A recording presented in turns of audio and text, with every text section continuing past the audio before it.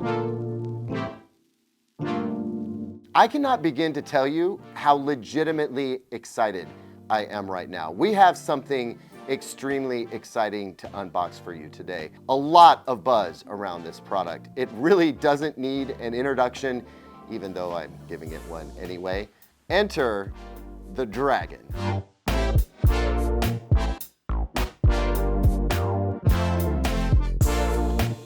Welcome back, everyone. I'm Caleb Dennison, and you have arrived at an exclusive, for now, first ever unboxing of the Nakamichi Dragon. Now, if you're not familiar with the Nakamichi Dragon already, let me just briefly describe what we're talking about. This is an absolutely over-the-top, nothing else like it out there. 11.4.6 Dolby Atmos DTS:X surround sound system. It's loosely based around a soundbar surround system concept, but it's really way more than that, as you're about to see. Everything about this is custom. Everything about this is overbuilt. In fact, apparently it's extremely complicated and involved to build. It's expensive to build. There's never been anything quite like it before. We're gonna dig into it here shortly, but a couple other notes about this. This thing absolutely lit up CES earlier this year. The video we did on this was the best performing we did out of CES. The interest was super high. And if that's not enough proof for you, when this went on sale, just 500 units, that limited quantity sold out in 45 minutes flat. And the only reason it took that long is because Nakamichi's website broke. Only 500 units were produced because, again, it's hard to make these things, although they are ramping up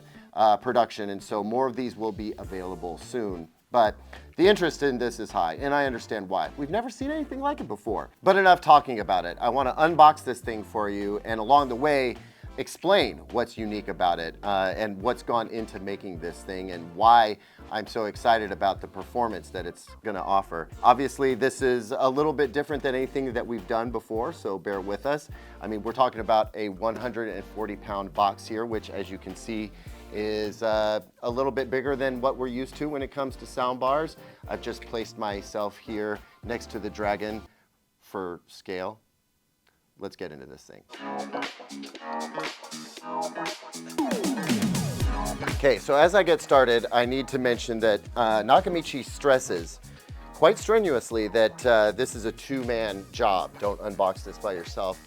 I, of course, am breaking the rules because I kind of have to. So let's get into it. At the very top, we have a leatherette bound booklet with product information in it. Cool, but also this is supposed to be super easy to set up, like a 5-minute setup job once you've actually got everything unboxed and put into position. So we'll definitely be testing out that theory as we go along. A couple of boxes of accessories.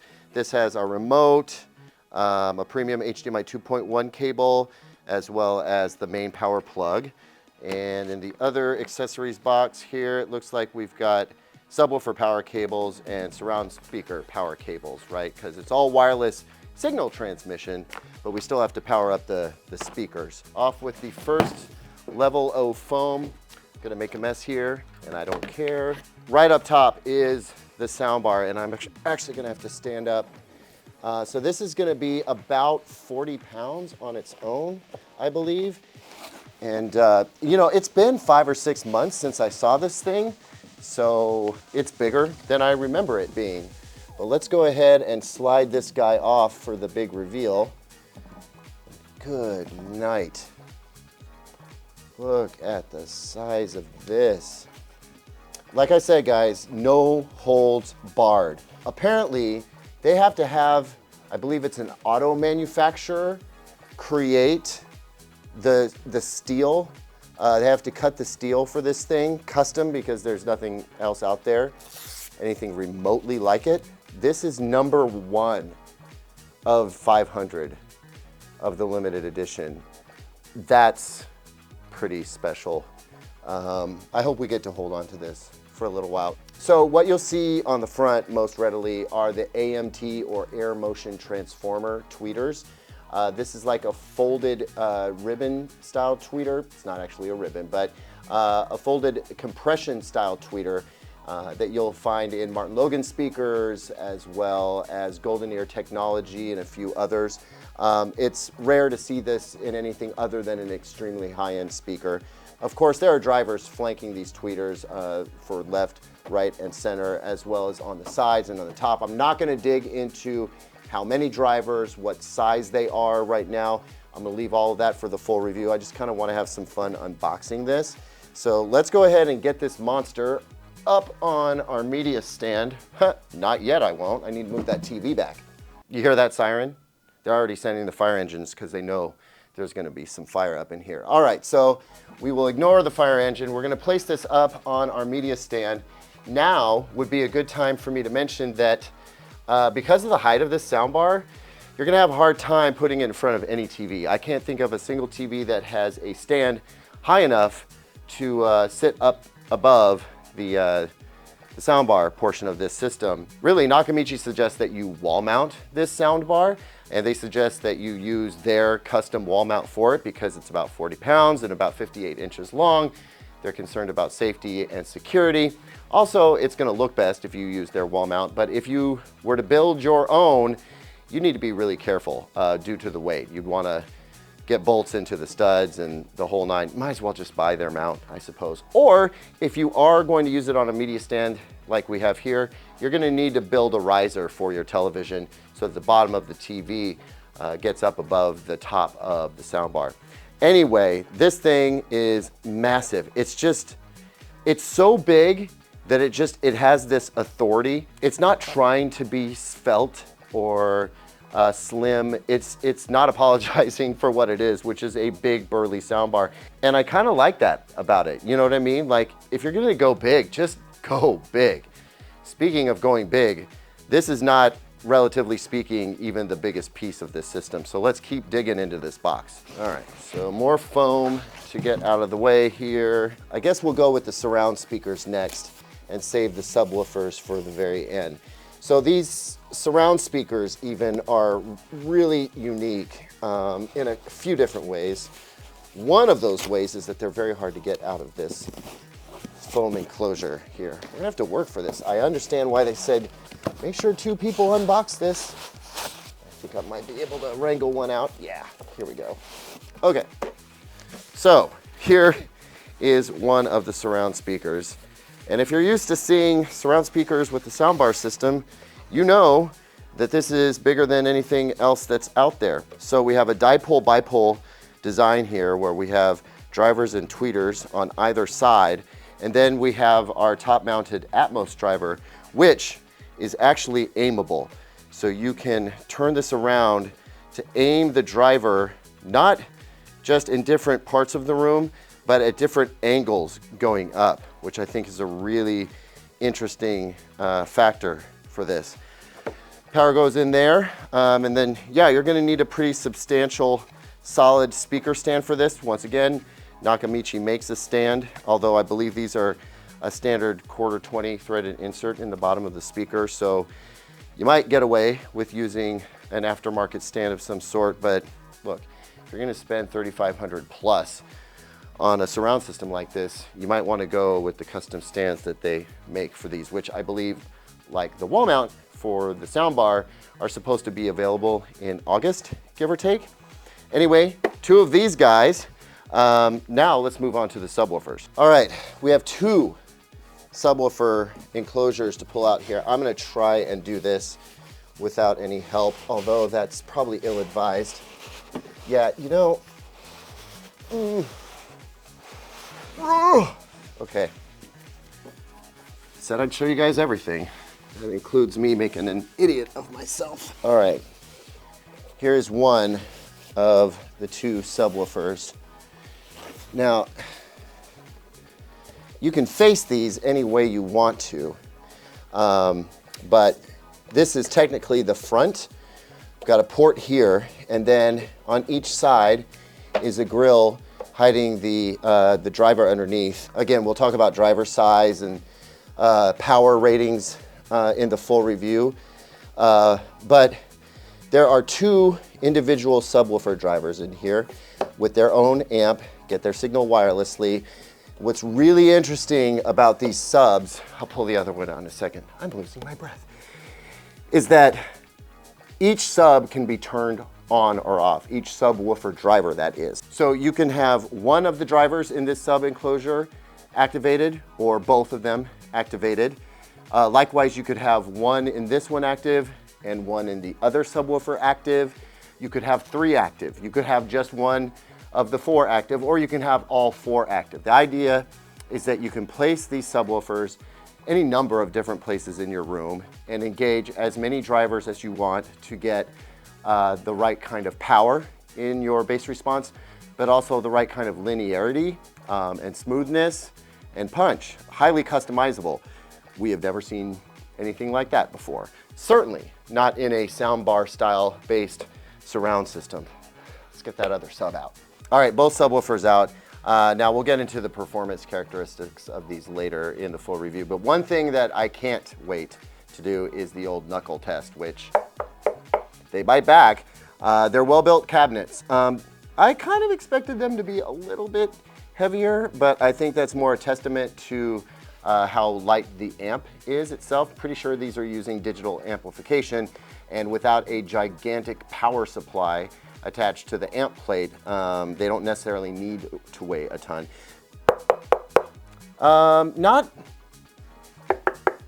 Yeah, there's some good bracing going on there too. So I'm hopeful that these subs are going to not just make a lot of boom, but also be free of major cabinet resonance and provide some nice deep low bass, but also some musical bass. Very hopeful about that. That's the one thing that I wasn't able to really accurately gauge in the demo situation at CES. There's only so much that you can listen for at a time. We had very limited time. So I'm so looking forward to this deep dive and really finding out what this system can do. And a lot of that is built around these subwoofers. I mean, having 4 different drivers at your disposal and all that customization is kind of exciting. I don't know about you, but I'm looking forward to this. All right, now that we've got it out of the box, it's time to start with the setup. I understand that there's a pretty comprehensive on-screen display that comes out of the soundbar. So we're gonna get that all wired up. Everything's gonna get plugged in, and then when I come back, we'll take a look at the setup for this.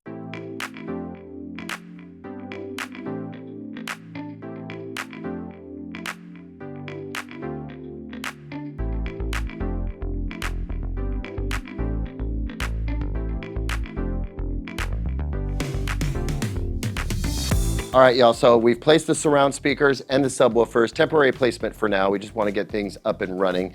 Everything's been plugged in except for the sound bar, which I'm about to plug in now. Also have the user guide handy in case I need it, but I have a feeling that I will not. It's supposed to be a pretty straightforward setup, so we're going to carefully plug this guy in and see what happens. Gonna want to check out the on-screen interface.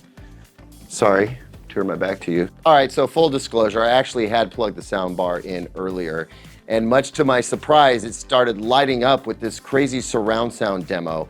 I was trying to duplicate that for you, didn't work out. I think maybe the time had passed. It knows that I've plugged it in before, so it's not gonna do that every time you turn it on, but man, it was quite the introduction, and I didn't even have the subs turned on yet. So anyway, let's pull up the Dragon on the TV, shall we? So this is the on-screen display for Dragon. It's already in Dolby Surround mode, although I can manually adjust this to any number of different sound modes.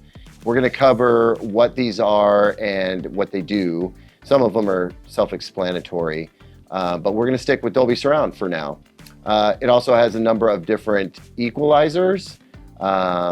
This one right here provides maximum intensity and sound pressure level loudness. There's also equalizer options. Again, we'll look at these in the full review and talk about which ones are going to be best for which applications.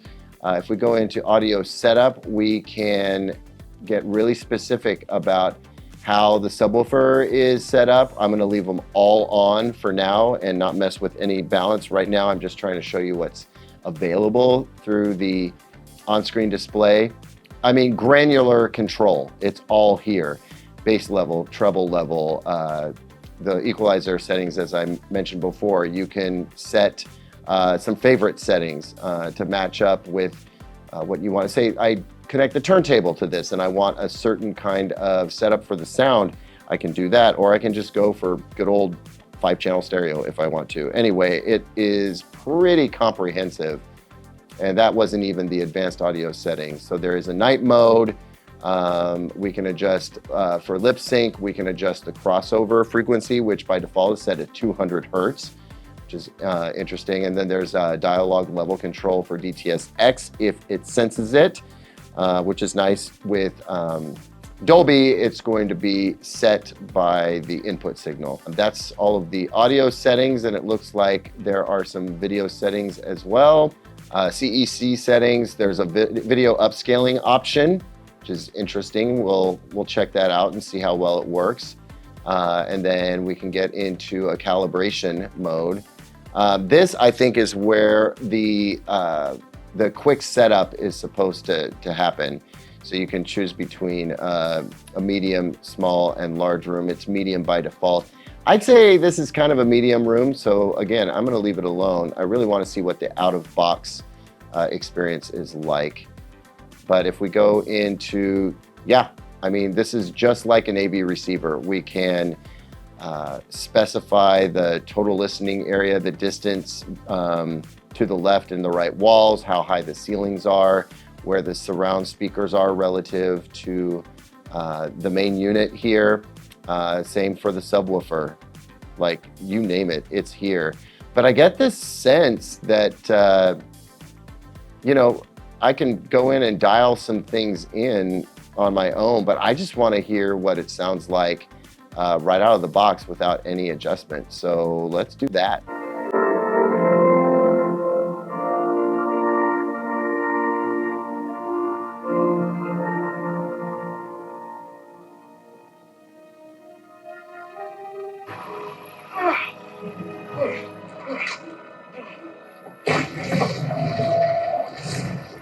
It's too strong. I can't hold it.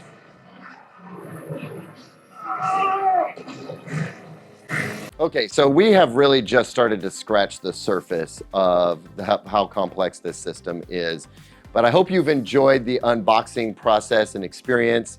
It's just the beginning of what we're doing with the Dragon. Now, as for my first impressions of how the Dragon sounds, right out of the box with like no tweaking whatsoever,